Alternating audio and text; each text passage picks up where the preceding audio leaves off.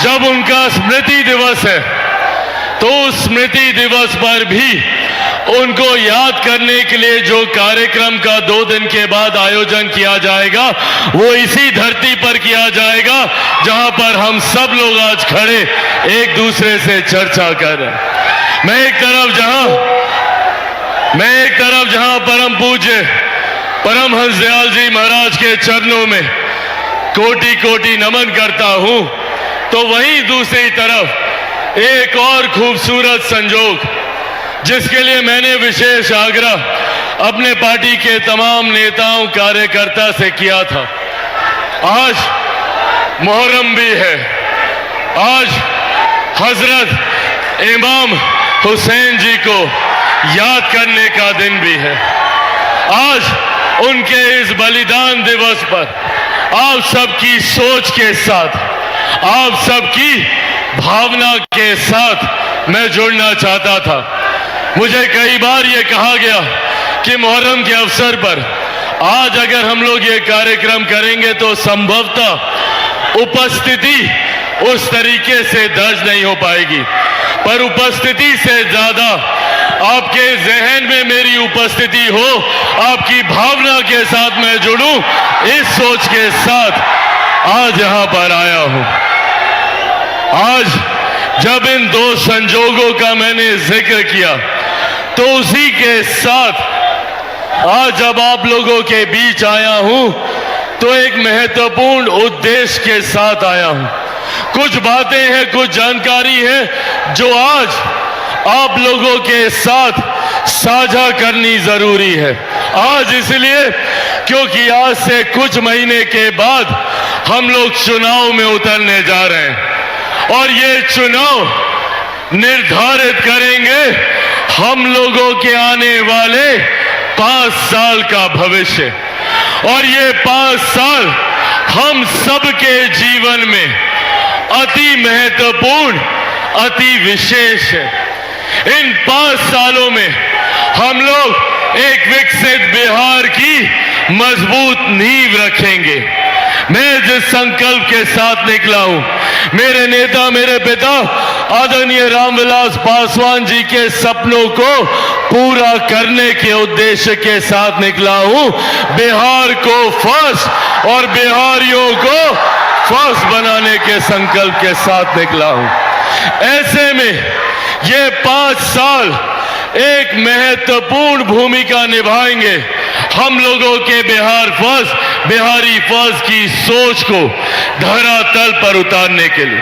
ऐसे में ये संवाद आप लोगों के साथ होना जरूरी है, क्योंकि इस दौरान कई और लोग भी आएंगे, आप लोगों को भ्रमित करने का कार्य करेंगे। बड़ी बड़ी झूठी बातें आप लोगों के समक्ष रखने का काम करेंगे। जैसे लोकसभा के दौरान इन लोगों ने पूरे देश भर में विपक्ष के दल और उनके नेताओं ने भ्रमित करने का कार्य किया कि अगर प्रधानमंत्री नरेंद्र मोदी जी को तीसरा कार्यकाल मिलता है तो आरक्षण समाप्त कर दिया जाएगा, संविधान समाप्त कर दिया जाएगा, लोकतंत्र की हत्या कर दी जाएगी। आज 1 साल से ज्यादा हुआ है हमारी केंद्र की सरकार को। इस 1 साल में बताइए कहां का आरक्षण समाप्त कर दिया गया, कहां का संविधान समाप्त कर दिया गया, या कौन से लोकतंत्र की हत्या कर दी गई। ये लोग सिर्फ झूठ बोलकर भ्रम फैलाने का काम करते हैं। आज जब मैं यहां आप लोगों के बीच मौजूद हूं, मैं मेरे नेता, मेरे पिता आदरणीय रामविलास पासवान जी के संघर्षों की कसम खाकर ये वादा आप लोगों से करके जाता हूं कि जब तक चिराग पासवान जिंदा है, ना आरक्षण को कोई खतरा है, ना संविधान को कोई खतरा है।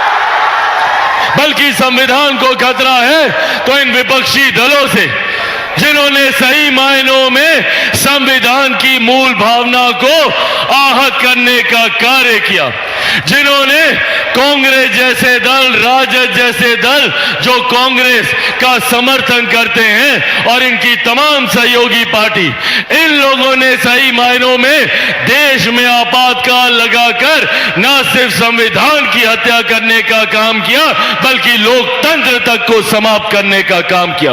और उसी दौरान इन्होंने हमारे संविधान की प्रस्तावना तक को बदलने का कार्य किया।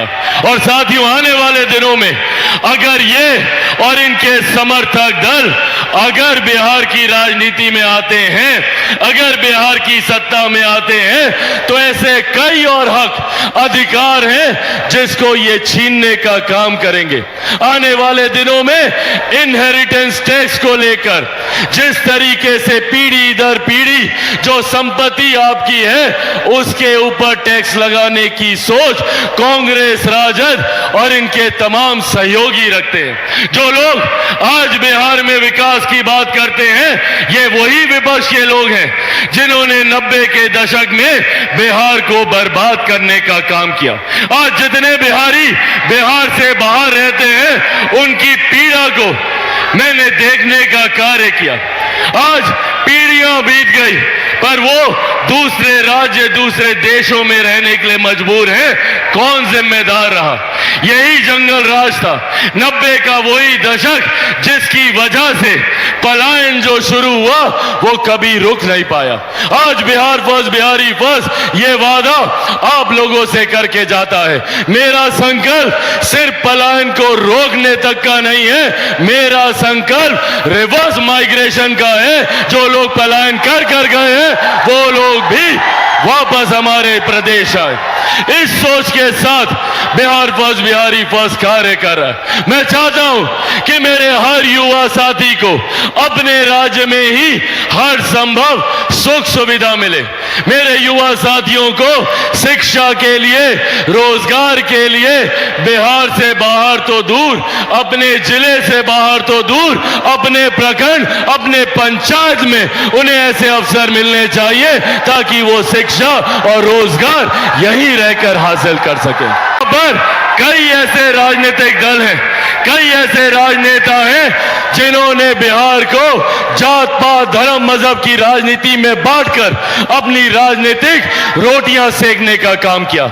इस बांटने की राजनीति से इन्होंने अपना घर परिवार तो इन्होंने बेहतर कर लिया। बहुत बहुत धन्यवाद। खूबसूरत है ना?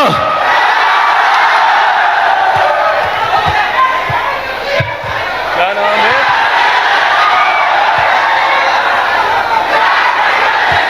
क्या नाम हुआ?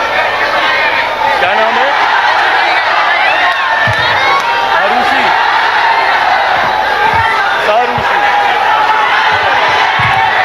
मैं सारूशी और आराध्या का धन्यवाद करता हूं जिन्होंने मेरी शक्ल को खूबसूरती से अपने कलम के माध्यम से बनाकर दिया। बहुत बहुत धन्यवाद सरूषी और आराध्या। तो जिन लोगों ने बांटने की राजनीति को साधने का काम किया, उन्होंने तो अपने घर परिवार को खूबसूरत और विकसित बना लिया और हम बिहारियों को सड़क पर छोड़ दिया, गरीबी में छोड़ दिया, भूखमरी में छोड़ने का काम किया। इसीलिए साथियों, आज ये आग्रह करने आया हूं आप लोगों से, अब वो समय दूर नहीं है जब बिहार में विधानसभा के चुनाव घोषित हो जाएंगे। ये चुनाव हम सब के लिए, एक एक बिहारी के लिए और एक एक बिहारी परिवार के लिए महत्वपूर्ण चुनाव है। और जब मैं कहता हूं कि हाँ चिराग पासवान चुनाव लड़ेगा, तो मैं ये भी आप लोगों को बताऊं कि चिराग पासवान 243 सीटों पे चुनाव लड़ेगा। हर सीट पर चिराग पासवान बन के चुनाव लड़ूंगा। ऐसे में जिस लक्ष्य की ओर मैं अग्रसर हो रहा हूं, जिस बिहार को विकसित राज्य बनाने की सोच के साथ अग्रसर हो रहा हूं। जिस बिहार को विकसित बनाने की सोच के साथ अग्रसर हो रहा हूं और जिस बिहार को भय मुक्त बनाने की सोच के साथ अग्रसर हो रहा हूं, उसमें मुझे आपके साथ की जरूरत है। आज हमारे बिहार में जिस तरीके से कानून, जिस तरीके से लॉ एंड ऑर्डर की परिस्थितियां हैं, आए दिन जिस तरीके से बिहार में हत्या, अपहरण हो रही है, ये हम सब के लिए चिंता का विषय है। और मेरे लिए भी ये चिंता का विषय है कि मैं जिस सरकार का समर्थन कर रहा हूं, वो सरकार सुशासन के लिए जानी जाती है। ऐसे में ऐसे आपराधिक घटनाओं के लिए, इस तरीके के असामाजिक तत्वों के लिए बिहार में कतई कोई जगह नहीं है। पर उसके बावजूद जब ऐसी घटनाएं घटती हैं, भले वो पटना में रह रहे एक बड़े व्यापारी की हो या किसी गांव में रह रहे एक बुजुर्ग की, एक महिला के साथ कोई हत्या की घटना हो या दुष्कर्म की घटना हो, इन बातों से मैं दुखी होता हूं, मैं विचलित होता हूं। और जिस सरकार का मैं समर्थन करता हूं, अगर उसमें ऐसी घटनाएं होती हैं तो ये हम सब के लिए चिंता का विषय है। आने वाले दिनों में बिहार फर्स्ट, बिहारी फर्स्ट के माध्यम से एक ऐसे बिहार की मैं कल्पना करता हूं जहां पे दिन दहाड़े, रात बेरात हम सब लोग निडर होके, निसंकोच होके घूम सके, जहां हम सबकी सुरक्षा, आप सबकी सुरक्षा, गांव में रह रही मेरी बहनों की सुरक्षा, मेरी माताओं की सुरक्षा, मेरे बुजुर्गों की, युवाओं की सुरक्षा बिहार फर्स्ट, बिहारी फर्स्ट के लिए प्राथमिकता होगा। यह भी वादा आज आप लोगों से करके जाता हूं। पर साथियों, जिस लक्ष्य के साथ मैं निकला हूं, वो लक्ष्य बड़ा है और चिराग पासवान अकेला उस लक्ष्य को कभी पूरा नहीं कर सकता। उस लक्ष्य को पूरा करने के लिए मुझे जरूरत होगी हर कदम पर आप सबके साथ की, आप सबके सहयोग की। दीजिएगा साथ मेरा, घर घर पहुंचाइएगा मेरी बातों को, बिहार फर्स्ट, बिहारी फर्स्ट को घर घर पहुंचाइएगा। साथियों, ऐसे नहीं, आप सबको चिराग पासवान बनकर एक एक घर, एक एक व्यक्ति तक बिहार फर्स्ट, बिहारी फर्स्ट की सोच पहचान पहुंचाना होगा। बनेंगे चिराग पासवान? ऐसे नहीं, दोनों हाथ उठाकर वादा कीजिए, बनेंगे चिराग पासवान, बनेंगे चिराग पासवान, बनेंगे चिराग पासवान। साथियों, आप लोग बस मेरा साथ दीजिए, बदले में विकसित राज्य मैं आपको बनाकर दूंगा, ये वादा आप लोगों से करके जाता हूं। चिराग पासवान जब तक जिंदा है, चिराग पासवान जब तक जिंदा है, मेरे खून का एक एक कतरा सिर्फ और सिर्फ मेरे बिहार और मेरे बिहारी परिवार के लिए है, आप सबके लिए है।